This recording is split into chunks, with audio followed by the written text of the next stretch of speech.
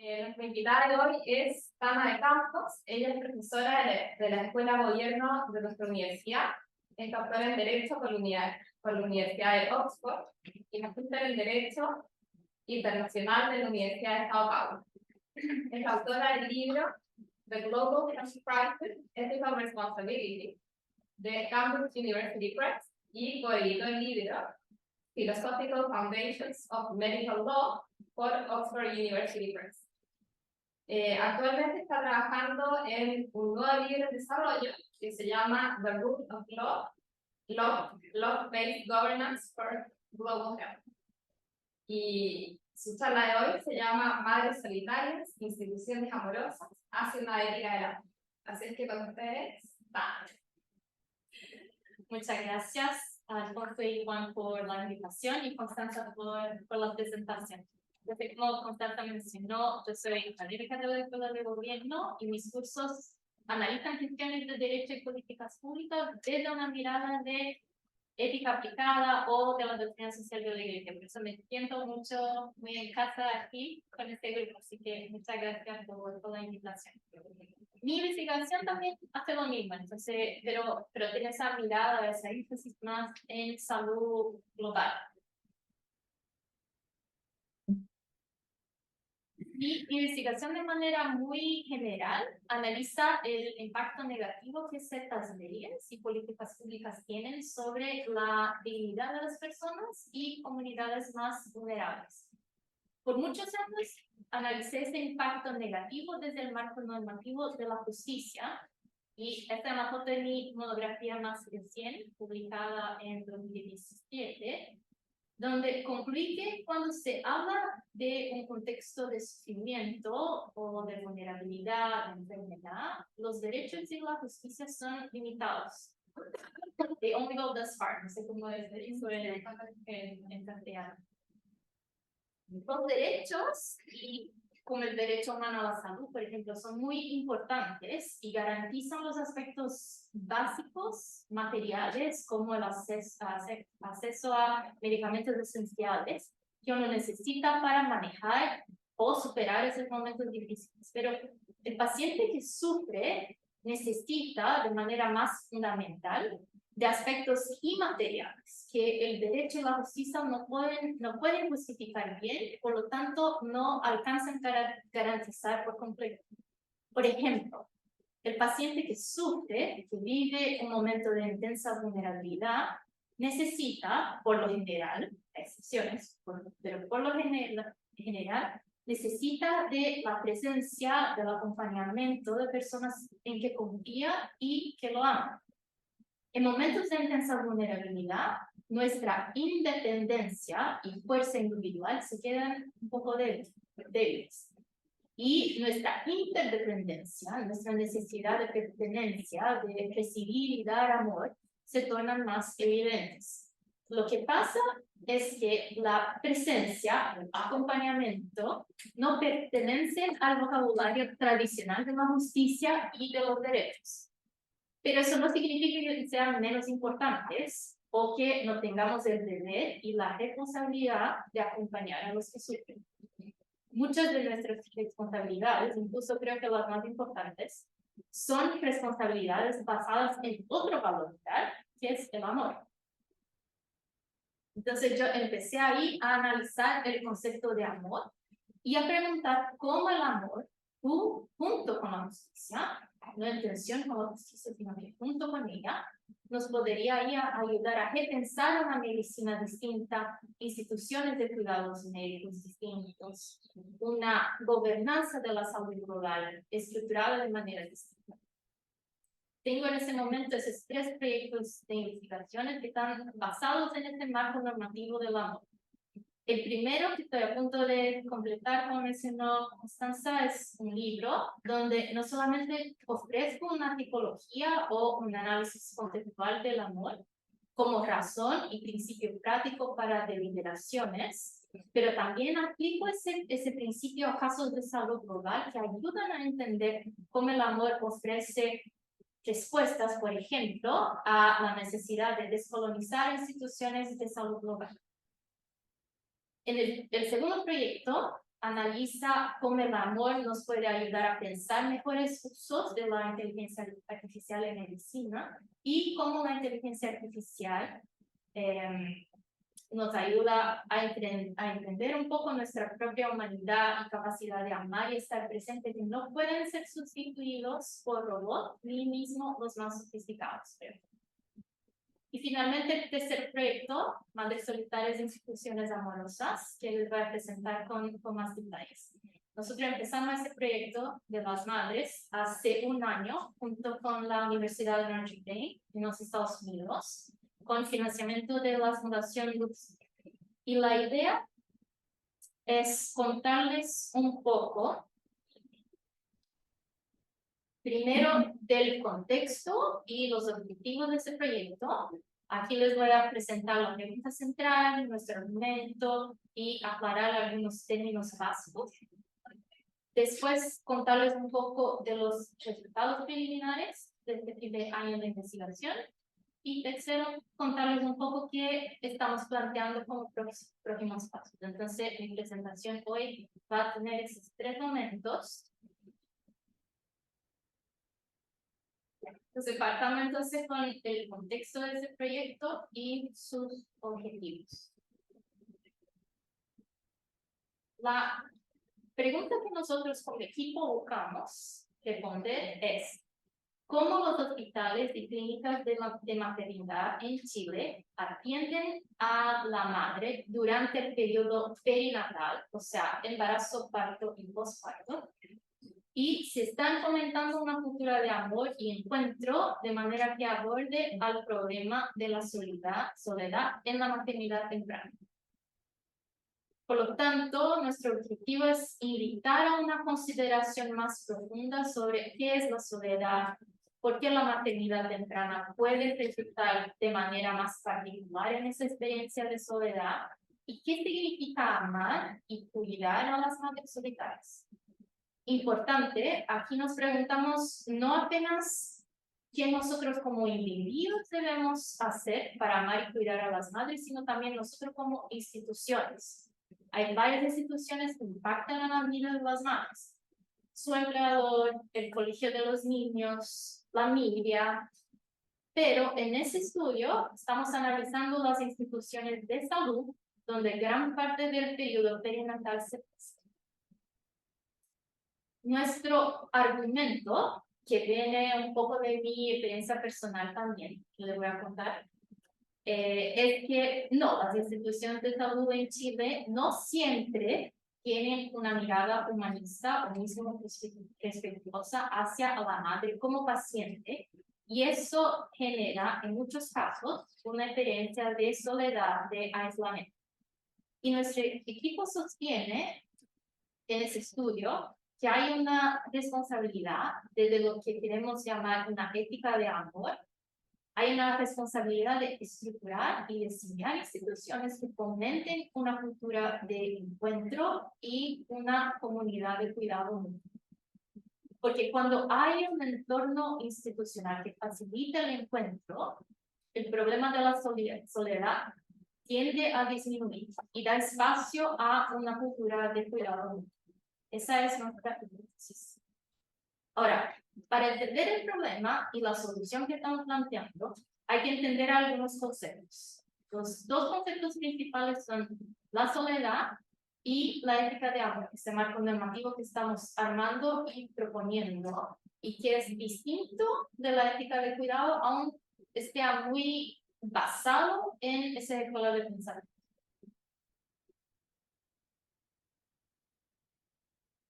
Se está hablando mucho de soledad, incluso de una epidemia de soledad. Varios gobiernos están presentando la soledad como un problema de salud pública.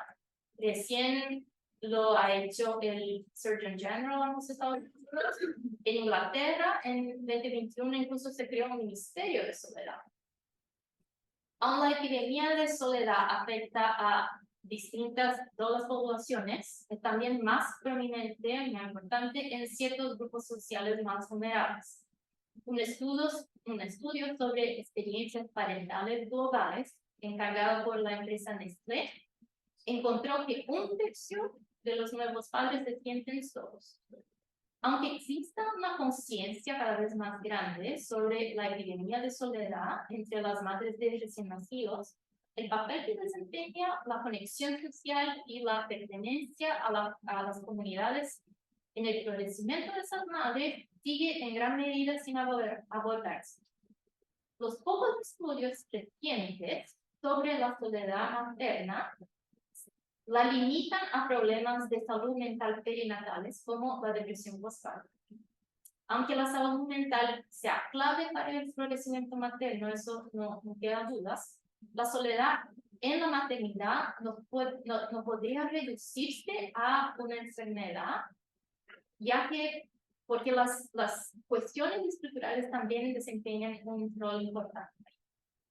Entonces entendemos que la soledad entendemos en la soledad como esa experiencia de aislamiento, una falta de conexión social, pertenencia a las comunidades, pero hago ahí una distinción, la distinción de estar sola, que no es lo mismo que sentirse sola.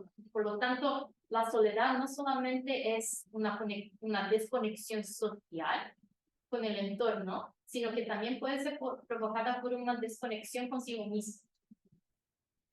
Entonces, esta es nuestra working definition, que quizás todavía sea un poco oscura. Entonces, para aclarar esa definición, les voy a comentar un poco de mi experiencia personal como un ejemplo. Mi primer hijo, Ian, tuvo una vida muy corta. Tuvo el privilegio de llevar a Ian en mi vientre durante 5 meses y también tuve el privilegio de sostener en mis manos durante algunos minutos su pequeño cuerpo sin vida después de parirlo en compañía de mi marido. Tenía más o menos ese tamaño, esa foto no es de Ian, pero sí tenía más o menos ese tamaño. Sus pies, sus manitos eran muy, muy chiquititos. Esa fue probablemente la experiencia más difícil y a la vez más hermosa, espiritualmente hablando, que he tenido en toda mi vida. No estaba sola. Mi marido y un equipo de profesionales de salud, incluyendo un amigo sacerdote que vino a rezar con nosotros, Jean Borgoño, estuvieran conmigo en todo el momento. Mis padres, mi familia, mis amigos más íntimos, aunque no estaban en la clínica ni en Chile, se aseguraron de estar muy presentes a través de llamadas, mensajes de texto, regalos. Así que definitivamente no estaba sola en mi entorno. Y sin embargo me sentía sola. Eso era lo que comentaba. Estar solo y sentirse solo no es lo mismo. La razón por la que me sentía sola era que muchas personas no podían comprender realmente la experiencia por la que estaba pasando. Aunque recibí un buen acompañamiento espiritual y emocional a lo largo de ese proceso de duelo, solo al reflexionar sobre la experiencia del parto que viví en esta clínica, me di cuenta que ahí ocurrieron varias cosas sin mi previo consentimiento y sin mi previo conocimiento. Estaba participando activamente en lo que se estaba pasando a mí y a mi cuerpo. Recuerdo haber intentado comunicarme y hacer preguntas, pero también recuerdo haberme sentido ignorada, silenciada y finalmente muy confusa hasta el punto de sentirme culpada y preguntarme a mí misma durante el parto. Quizás soy demasiado demandante y reacciono de manera exagerada a lo que debería ser un procedimiento súper normal de una pérdida y aborto espontáneo que se pasa con otras personas, con otras mujeres. Pero tras varias semanas de duelo y de procesar mis pensamientos, después de leer sobre el parto, sobre lo que constituye un bueno o un mal parto, llegué a la conclusión de que varias de las cosas que me ocurrieran en la guía clínica sí estaban. No solo me privaron de mi facultad y mi capacidad de actuar y elegir, sino que también invalidaron mi experiencia de vulnerabilidad al minimizar lo que se estaba pasando. El resultado fue una profunda alienación y falta de conexión con mi entorno y conmigo misma. Me sentí silenciada, invisible, sola. Y lo que me llamó la atención fue saber que esa era una experiencia compartida entre muchas madres en Chile y en otros países desarrollados o no. Entonces, soledad, por lo tanto, es un fenómeno bien complejo que puede incluir cuestiones de abuso y gaslighting dentro de relaciones asimétricas de poder, como la relación médico-paciente. Lo que no significa que el cuidado médico sea malo porque el médico se malo.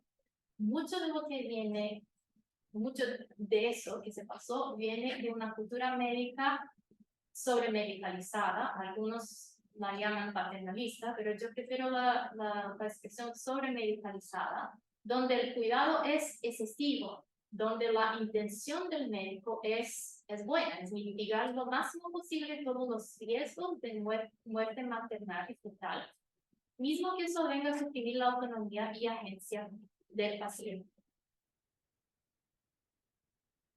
El amor y cuidado al paciente, que es esa expresión práctica del amor, esa es la distinción que hago entre amor y cuidado. Cuidado como la expresión práctica del amor. Ese amor y ese cuidado pueden ser excesivos o insuficientes. En ese sentido, el amor es una virtud, yo entiendo así.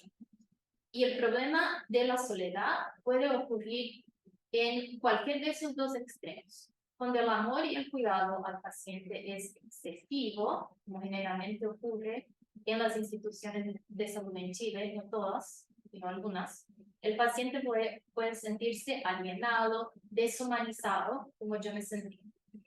Pero el otro extremo, cuando el amor y cuidado son insuficientes, porque se quiere elevar de manera demasiada la autonomía e independencia del individuo, ese paciente se siente abandonado, perdido, sin saber cuál es la mejor decisión que debe tomar de manera autónoma. Ese tipo de abandono se pasa en países como Inglaterra, donde a veces, para intentar bajar los índices de intervenciones médicas en el parto, se te van a forzar un parto no intervenido cuando sí se debe intervenir. Y el resultado es que la paciente se siente totalmente abandonada en ese parto. En un extremo y en el otro hay soledad. La solución al problema de la soledad es una cultura del amor y del encuentro, donde los cuidadores estén presentes atentamente a la mujer embarazada y sus necesidades únicas, y la mujer sea acompañada respetuosamente, y donde los cuidadores mismos también reciban cuidado. A la mujer embarazada no solo se le brinda participación y voz durante el embarazo, el parto y el postparto, sino que se le dan sobre todo oídos que escuchen sus necesidades más profundas. Eso es nuestro argumento. Pero, ¿cómo pueden las instituciones de salud fomentar una cultura organizativa de amor y encuentro a través de la atención que prestan a madres y padres? ¿Tienen las instituciones de salud ese deber o tienen el deber de ser eficientes en funcionamiento? Creemos que una cultura de amor, acompañamiento y encuentro es posible, factible y ejecutable. No tiene por qué ser costosa o ineficiente. En eso voy con lo que estoy llamando ética de amor. Dentro de la tradición de la ética de cuidado, es común analizar la tensión que existe entre un cuidado de calidad, o sea, un buen cuidado, de un lado, y la eficiencia económica centrada en la necesidad de disminuir costos en un contexto de recursos escasos de otro lado.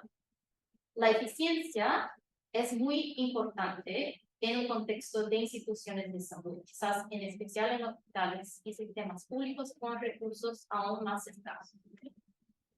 Esta tensión o conflicto se da porque si las instituciones están primariamente o exclusivamente preocupadas en obtener resultados cuantificables de eficiencia y productividad para alocar de manera razonable a esos recursos escasos de salud, y no pueden perder tiempo, entre comillas, en estar mirando a cada paciente individualmente de manera atenta y particular. La ética de cuidado explica muy bien esa tensión, pero la ética de amor que proponemos plantea que esos elementos no tienen que ser mutuamente excluyentes, como enfatizan Brown en 2019, ha escrito ese texto, y Tracek y Mazzarelli en su libro Compassionomics, donde los autores se preguntan, ¿cuánto tiempo deja darle a un paciente que sufre una mirada amorosa, atenta y suficientemente presente para que se sienta visto y reconocido en su situación?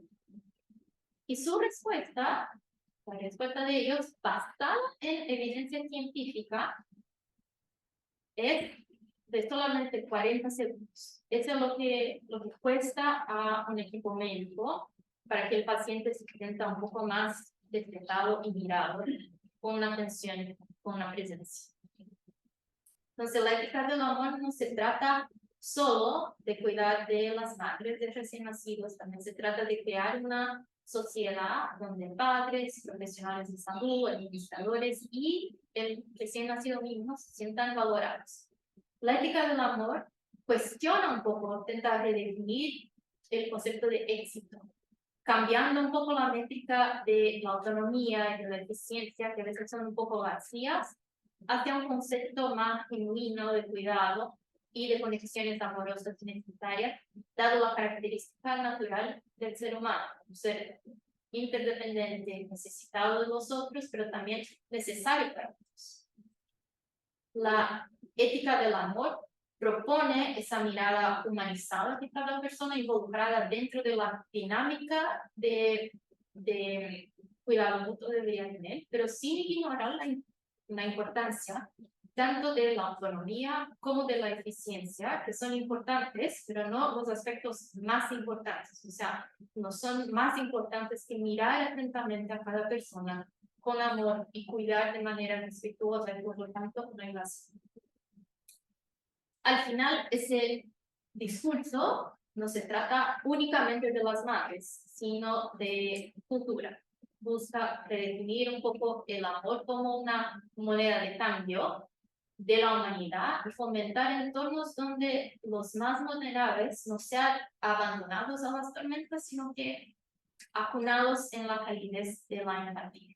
Esa es un poco la idea del marco normativo. Pero todo eso no ha sido pura especulación teórica de nosotros, o mi especulación que intenta ser una filósofa que no es filósofa. Entonces les cuento ahora un poco los resultados preliminares, que fue la segunda promesa que he hecho a ustedes. Nosotros tuvimos 3 grupos focales en junio de este año. Uno con madres, padres y parejas de parto, como dudas. Otro con profesionales de salud, incluyendo ahí obstetras y matronas. Y un último con administradores de hospitales y clínicas. Lo que encontramos curioso fue que los 3 grupos hablaban mucho del miedo. Los administradores hablaban del miedo de perder tiempo, en tener que esperar el trabajo de parto, en tener que escuchar con atención, en tener que dedicar tiempo y recursos tan escasos que no tienen a cada madre con necesidades tan específicas. El miedo de no ser eficiente y productivo es muy grande porque la presión para que exista una organización funcional es gigante. En otro grupo, compuesto por profesionales de salud, y dieron cuenta de una sensación generalizada de miedo como médico, muchas veces porque dentro de las mismas instituciones existen consecuencias si no se aplican intervenciones medicalizadas. Hay que seguir los protocolos que son uniformes a todos los pacientes y no seguirlos es arriesgarse y poder ser penalizado por eso. El miedo justifica ahí la perpetuación del paradigma médico existente, que prefiere una sobremedicalización con riesgos más bajos que una autonomía más grande para los pacientes con menos control a posibles riesgos. Finalmente, el tercer grupo, con madres y padres, nos contaron del miedo del parto, de no saber lo que podría pasar, miedo de morir, miedo del dolor, de no saber qué hacer y cómo pedir lo que necesitaban sin sentir culpa o sin sentirse ignorados. Esos 3 focus groups confirmaron nuestra hipótesis y nos llevaron a proponer con un poco más de confianza esta ética de amor, que intenta responder a esos miedos. La ética de amor es muy basada en una ética de cuidado, pero también es distinta, como les comenté. No solamente porque entiende que la eficiencia aquí es necesaria y inevitable para una institución que funcione bien, pero también porque tiene una mirada cristiana que responde al miedo con amor y que mira a la persona de manera integral, como cuerpo, mente y también espíritu.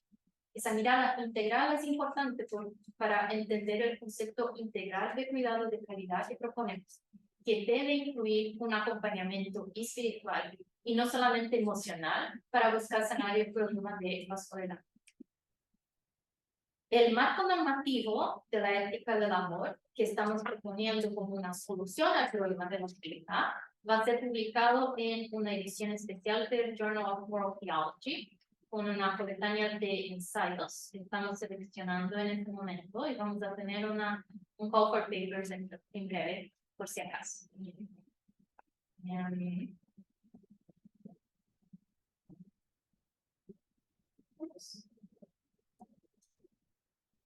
Concluyo esta presentación contándoles un poco qué pensamos como próximos pasos para este proyecto, después de haber comentado un poco su contexto y sus objetivos más generales y los resultados preliminares con los focus groups. Esta semana vamos a presentar una postulación a un fondo desde el Centro de Políticas Públicas. Y el objetivo ahora es construir un instrumento de gestión que permita a las entidades de salud llevar registro y evaluación de la provisión del cuidado otorgado en el periodo perinatal, o sea, embarazo, parto y posparto. Creemos que es necesario que las instituciones de salud tengan información de cuál es el tipo de atención que ofrecen realmente y generar desde este diagnóstico estas políticas públicas que permitan abordar esta epidemia de soledad y sus consecuencias para la salud.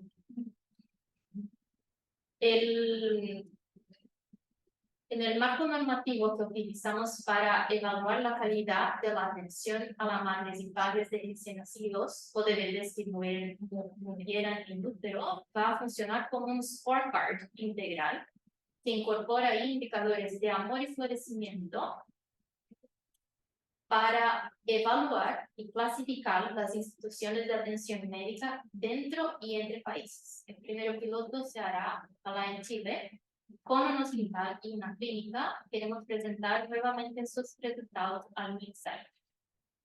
La pregunta ahora entonces es, ¿cómo evaluar prácticas institucionales y conductuales destinadas a aumentar la experiencia de conexión social y pertenencia a la comunidad de las madres, padres y también cuidadores? Tenemos 3 dimensiones.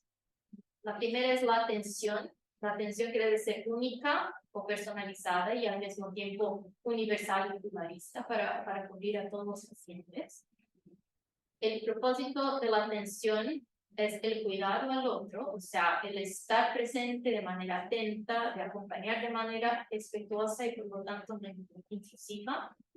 Y el tercero es que hay un reconocimiento ahí de las relaciones de poder y responsabilidades complementarias dentro de la dinámica de cuidado. Y algunos de los indicadores que van a medir estas 3 dimensiones son comunicación efectiva, profesional de salud mujer, la existencia de burnout dentro de los profesionales de salud, la existencia de un ambiente laboral colaborativo, en que cada profesional entiende su distinto rol y cómo estos roles se complementan hacia un cuidado mutuo e integral en el equipo. La existencia de un manual de atención del parto personalizado, la existencia de un programa de acompañamiento de duelo para madres y padres. Esos son algunos ejemplos. Entonces, esos son algunos indicadores que nuestro scorecard contiene en el momento y que seguimos trabajando. Ojalá con el feedback de ustedes podamos ahí mejorar ese instrumento.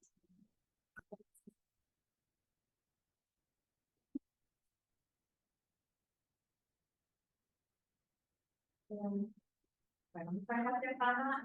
Ahora me pasa preguntas. Sí. Hola, Tana, muchas gracias por tu presentación.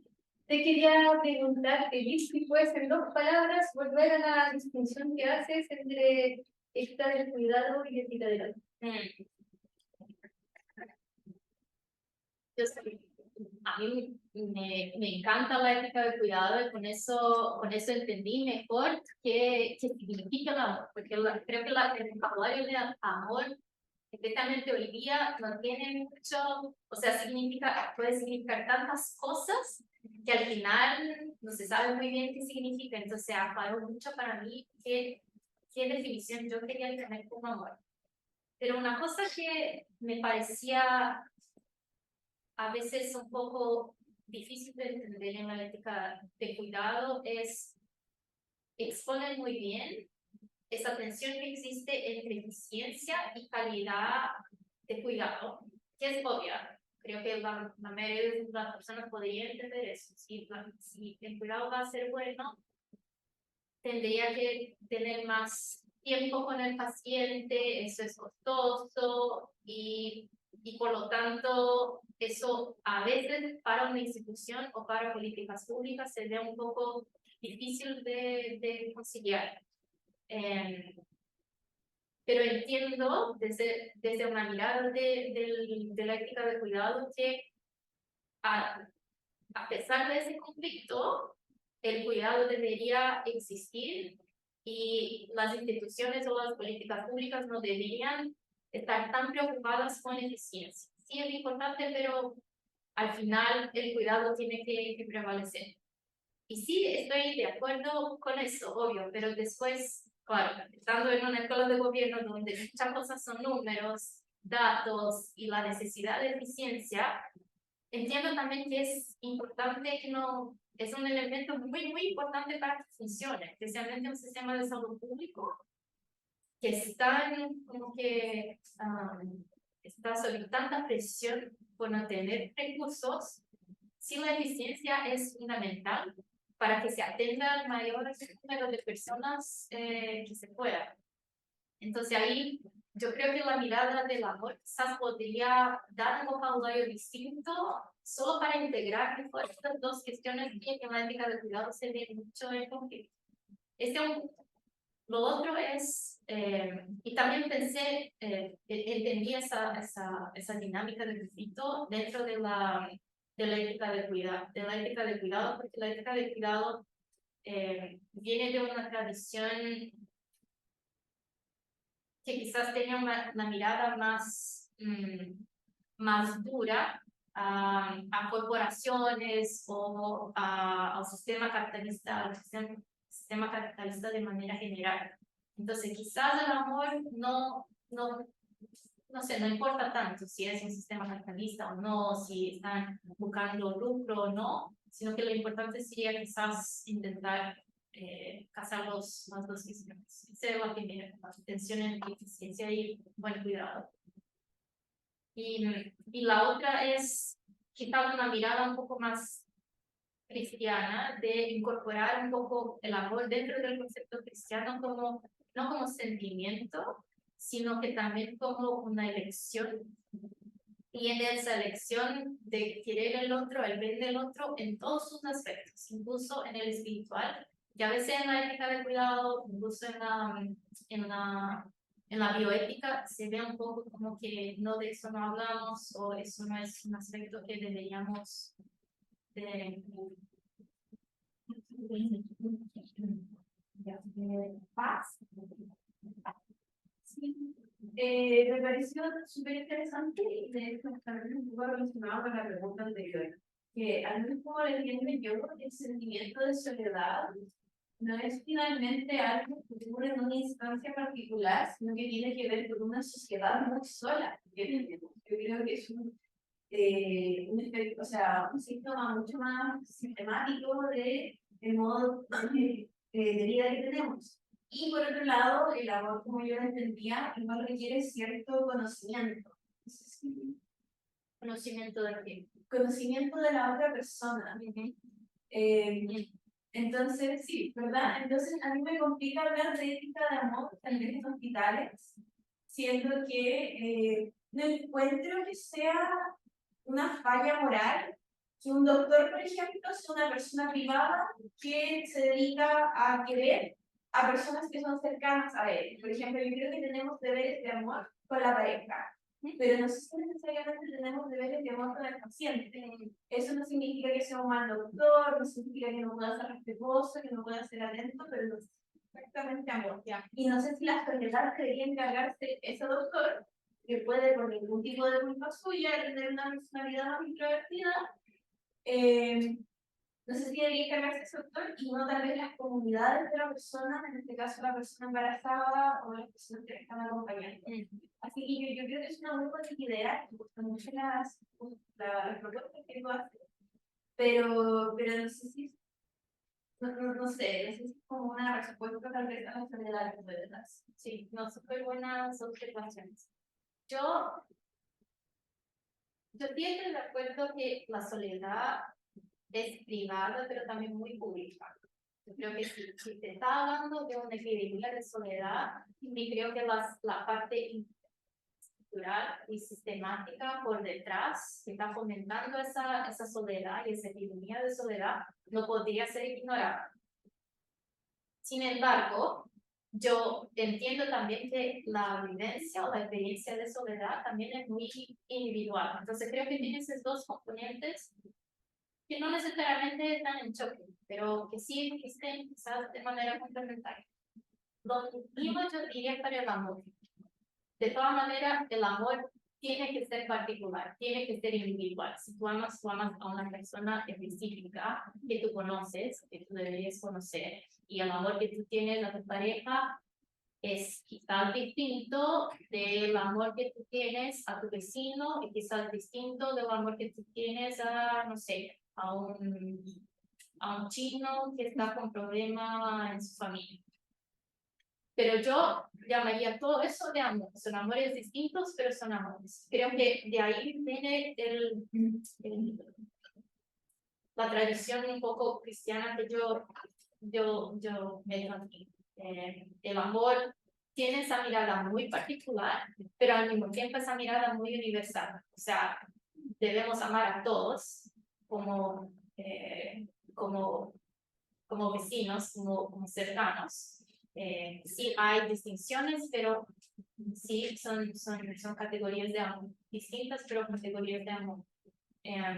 Entonces entiendo que el amor, así como la soledad, esas dos definiciones, yo la miraría desde un punto de vista sí privado, sí particular, pero al mismo tiempo también universal con una mirada estructural. Y por eso estoy intentando pensar o hacer el argumento de que el amor no solamente se aplica a interacciones o a relaciones interpersonales, sino que también a instituciones, sino que también a estructuras de poder, cómo cambiar esas estructuras de poder si la miramos desde un punto de vista del amor.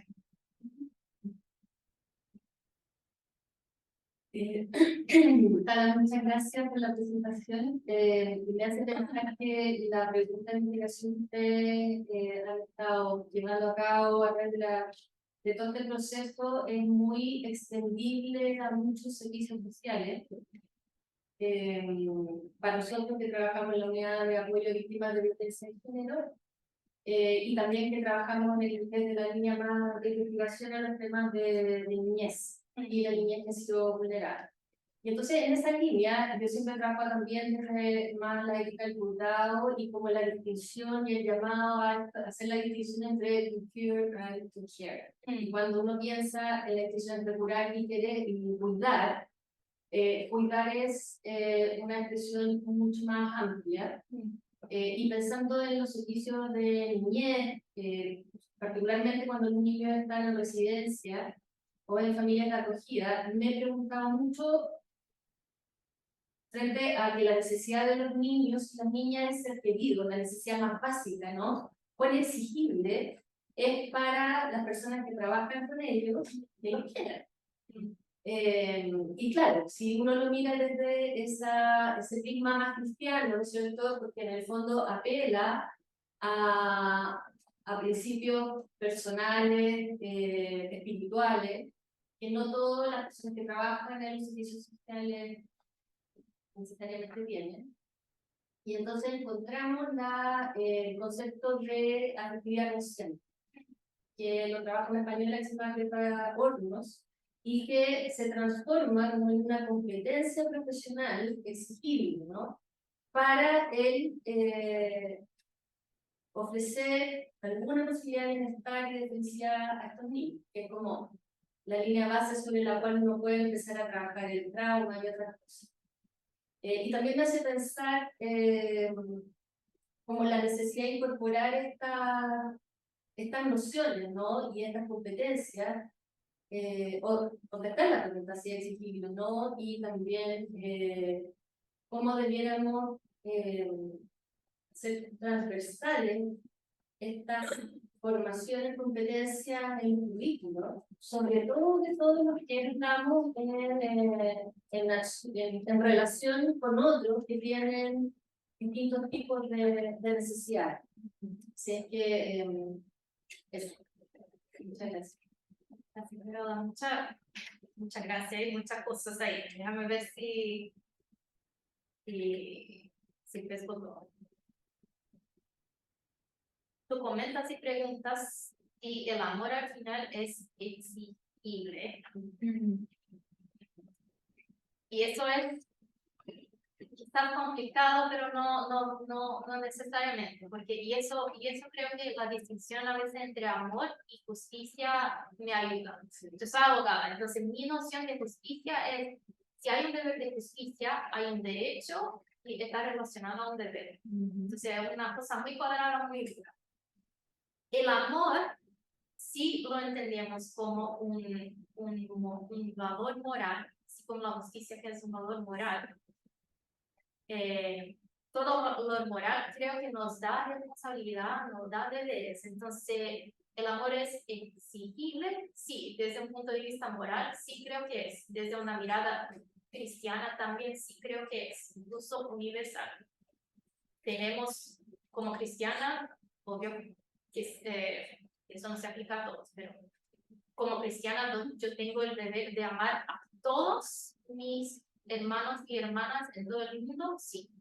Eso no significa que puedo amar a todos de manera igual. Eso me causaría un burnout.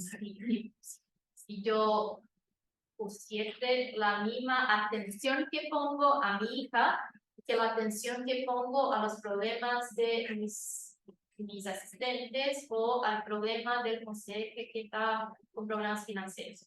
Son todos cercanos a mí, están todos en mi vida, todos los días, pero sí hay distinciones y es permitido, creo, amar de distintas maneras, siempre estando presente a cada uno, de acuerdo con los roles, de acuerdo con mis responsabilidades como madre, como amiga, como tutora, como mentora. O también como una persona, como un extraño, como que una persona que nunca conocí, pero que si está o si aparece en mi vida, sí tengo el deber de amarlo, de estar presente, de darle atención a la persona, pero no la misma atención que tengo que dar a mí. Entonces, eso creo que, volviendo ahí un poco a lo que estábamos conversando, que entiendo que el amor como un deber moral, como un valor moral, sí es exigible, es exigible de manera universal, pero es distinto porque el amor cuando se da de manera muy particular. Ese es un punto que tú comentabas. El otro que es esta cuestión de competencia profesional, que está un poco relacionado a eso. Entonces, en tu capacidad como profesional, que tiene en mi misión, que tiene el deber de amar a los que tú sirves, tú tienes también el deber de amarte a ti mismo, de cuidarte a ti misma para que un burnout no se desarrolle. Para que tú puedas cuidar, tú tienes que cuidar de sí mismo. Eso creo que es importante, creo que eso va en esa cuestión de competencia profesional. Muchos me preguntan, por ejemplo, si esa cuestión de amar al paciente o cuidar bien del paciente al final no son, en inglés se llama bedside manners, o sea, está como que una etiqueta de cuidar bien del paciente. Sí y no, yo entiendo que es un poco distinto porque muchas veces esa cuestión de bedside manners, como que etiqueta, muchas veces se vuelve un chequeo, como que ya, tú tienes que mirar los ojos, tú tienes que tocar la mano, como que check, check, check y listo. Pero eso no es presencia, como que tú puedes hacer todo eso, pero no estar presente. Entonces hay un equilibrio a veces un poco, claro, para personas introvertidas como yo no soy muy de tocar, de como que ser amorosa, eso se aprende, pero sí a veces chequeo como que ya, yo aprendí que sí tengo que mirar, tengo que tocar, eso ayuda a personas un poco más introvertidas o quizá un poco menos emocionalmente inteligentes como yo, pero también cuidado en no crear, pero esa cosa muy automática, como tú dices, tú eres al final un robot que solo chequea y cuida en ese sentido. Sí, de nuevo yo, porque estoy dando vuelta. Mira, hay tu presentación, me encanta, a la vez me genera una especie de ya. ¿Qué quiero decir? Que me encantó tu definición operativa del amor, porque tú das una definición que permite salir de lo meramente moral, sentimental, romántico, pero a la vez encuentro yo que vuelves a encerrarte un poco en lo sentimental al verlo desde lo cristiano y espiritual. Porque yo creo que una cosa es que esa ética del amor sea súper compatible con la misión social de la iglesia, con los valores cristianos, pero me da la impresión que hacer así igual lo restringes un poco. Y me preguntaba si tú has tenido algún diálogo, o sea, alguna lectura con esas mujeres de la epistemología feminista, antirracista de los años 70 80 como Berkowitz, que abocan justamente a la transformación social, de la discriminación desde el amor y desde los espacios educativos. También yo veo un poco esto, entonces mi punto es que quizás haya que verlo no tanto desde la espiritualidad y la situación tuya de cristiana, pero quizás verlo como un concepto político, y ahí se resuelven un poco esos temas de subjetividad, de ser introvertido, un concepto político, y me recuerda también al, por ejemplo, el discurso del amor de Elisa Rincón en la Convención Constitucional. Bueno, yo entiendo que Mapudungun, pues yo no es amor literario, más bien cuando más amor respecto a la naturaleza, a los seres humanos, no es amor como...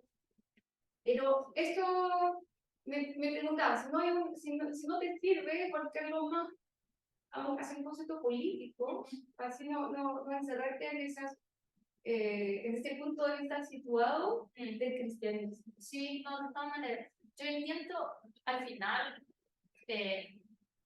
yo hago un diálogo entre un autor cristiano, que es Santo Tomás de Aquino, que define el amor de una manera más como una deliberación, no solamente como una expresión de sentimiento, y lo meto en diálogo con distintas personas, desde Martin Luther King en su movimiento social de los derechos humanos, hasta budistas, hasta personas de otras tradiciones religiosas que tienen no una mirada necesariamente de sentimiento, no entiendo la religión solamente como algo sentimental, pero sí que está muy involucrada también en lo político. Y creo que si estoy intentando pensar en cómo meter el amor en instituciones y políticas públicas, creo que va a ser mucho más político que otra cosa. Claro que si me estoy proponiendo a proponer una definición, de algo tengo que partir y en algo tengo que llegar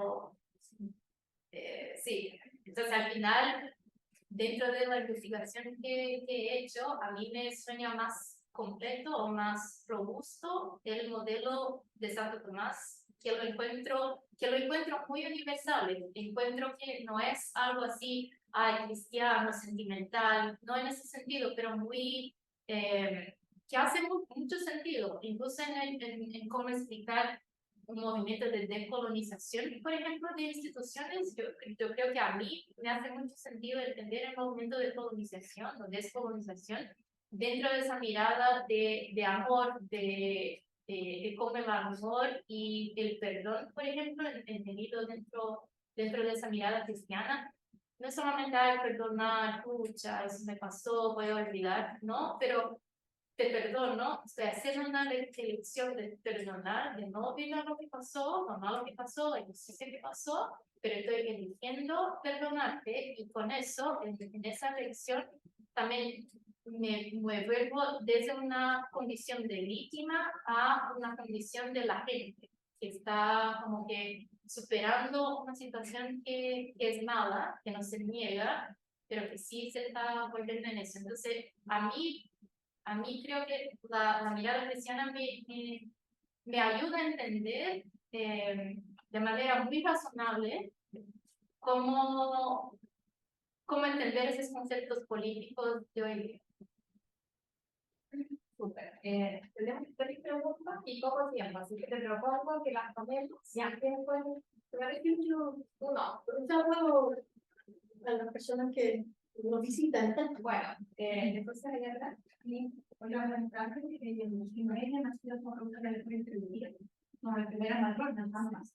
Así que este tema, bueno, nos toca desde nuestra esencia de ser enfermeras matronas, así que nuestra formación como enfermeras matronas tuvimos la oportunidad de recibir muchos niños en este mundo, gracias a Dios, una muy bonita experiencia.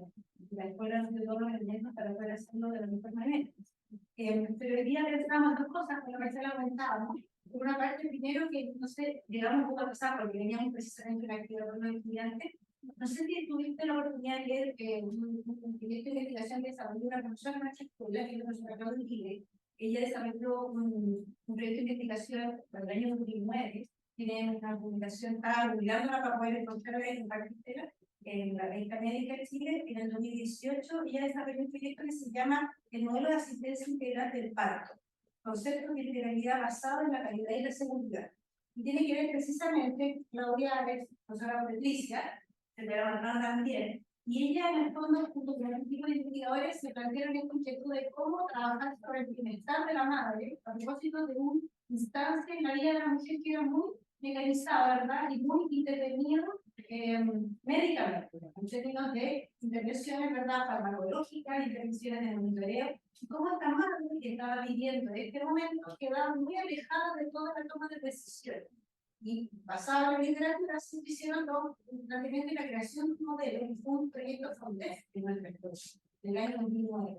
Ese es el primer proyecto FONDEF que tuvimos como, o uno de los segundos que tuvimos como escuela. Y los resultados fueron muy bonitos porque este modelo de atención integral demostró, en términos de la calidad de la seguridad asistencial, y lo que tenían indicadores tan concretos de eficiencia en los hospitales, es efectivo. Y este modelo integraba a esta madre y lograba mejorar el bienestar de ella. Y finalmente la madre tomaba decisiones respecto de cómo quería ella que se desarrollara este resultado.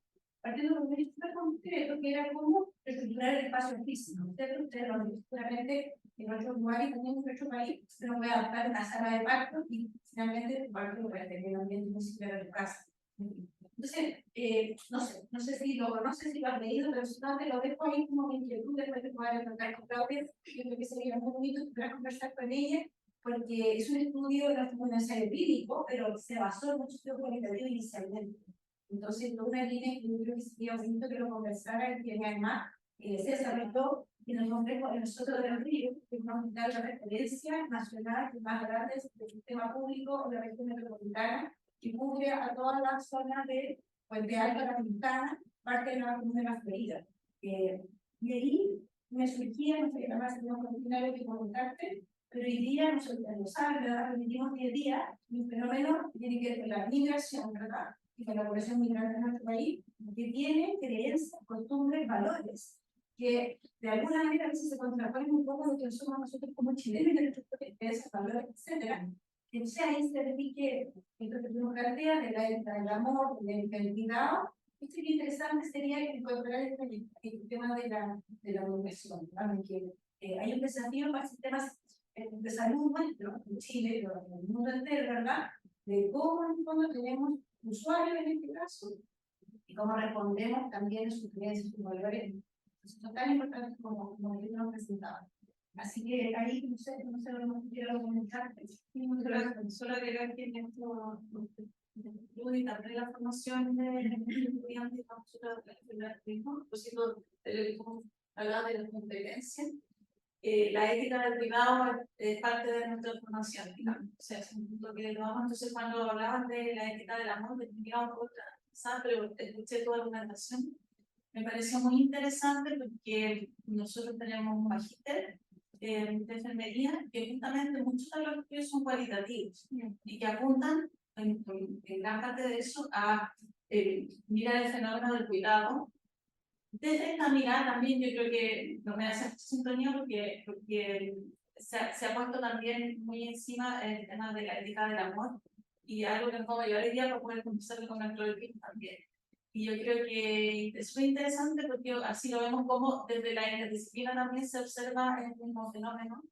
Y escuchar también que hablaban desde otros profesionales que también requieren la referencia del cuidado, pero mirado desde una mirada ética, claro para nosotros, así que me parece muy interesante lo que tú presentabas. Muchas gracias. No, muchas gracias por venir. A mí me encanta hablar con profesionales de salud porque me da una mirada, yo soy muy teórica, entonces me ayuda a aterrizar un poco y a entender también que no son solamente cosas de mi cabeza, pero sí existe y sí quizás las perspectivas. Entonces, tal vez un punto así como clave es que es para la enfermería es una competencia, el cuidado. Entonces, clave para nosotros.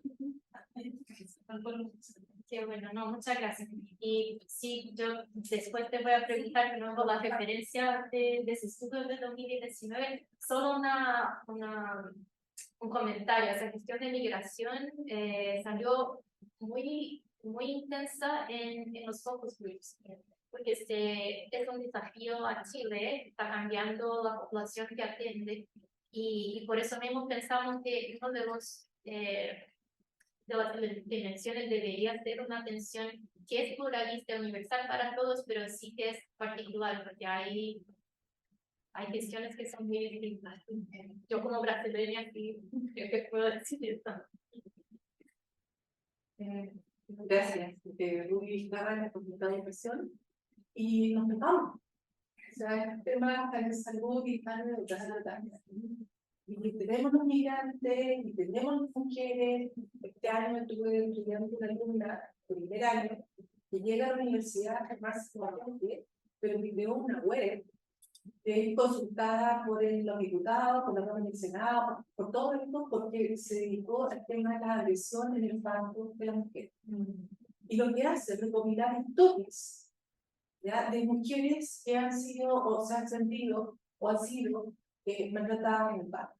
¿Ya?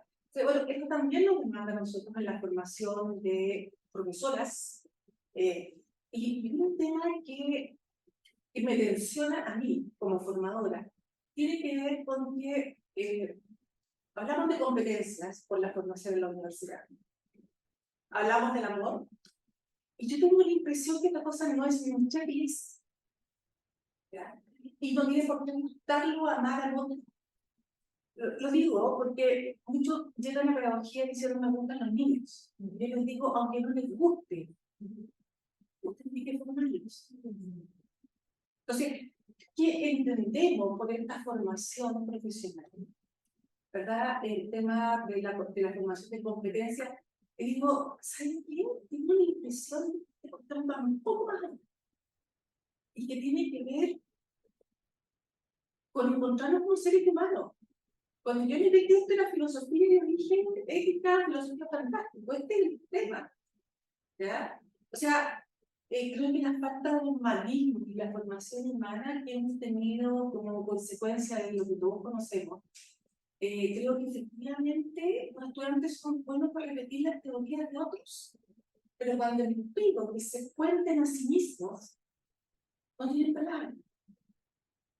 Entonces, ¿hasta dónde te encuentro por uno mismo? Esta formación humanista, efectivamente, tiene que ver con estas preguntas. Y le podemos poner amor, le podemos poner cuidado. Yo he estado mirando la pedagogía del cuidado. ¿Ya? Entonces, efectivamente, pero creo que esta cosa va más allá del conflicto, tiene que ver con las concepciones que tenemos del otro y cómo nos vemos. O sea, creo que retomar un poco eso, y que no es solo sentido ni solo emoción, sino que tiene que ver con racionalidad, tiene que ver también con voluntad, pero tensiona otros elementos que lo complejizan también. Y los elementos estructurales físicos y contextuales. Entonces son también súper tensionadores. No. Sí, de todas maneras, gracias.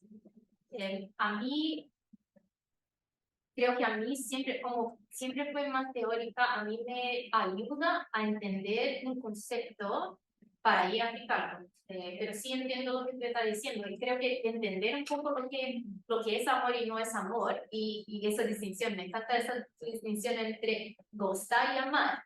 Yo amo a mi marido y a mi hija, no les gusto todos los días. Porque el gustar está muy ligado a lo que sientes y lo que sientes fluctúa como mi hormona. Entonces, pero el amor sí, si entendemos ahí el amor con esa definición que estoy tratando de trabajar como una elección, como una facultad, como una voluntad.